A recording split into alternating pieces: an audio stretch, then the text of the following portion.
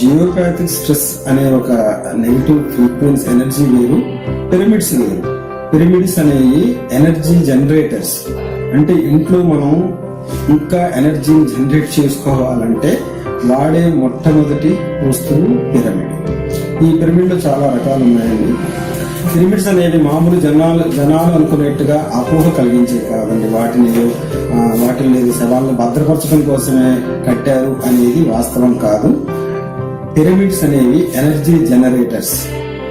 So pyramids లో రకరకాల pyramids ఉన్నాయి. ఆ పిరమిడ్స్ మన ఇళ్లలో రకరకాల విషయాలకు ఉపయోగపెట్టుకుంటే మంచి ఎనర్జీస్ లో మనం జనరేట్ చేసుకునేవి.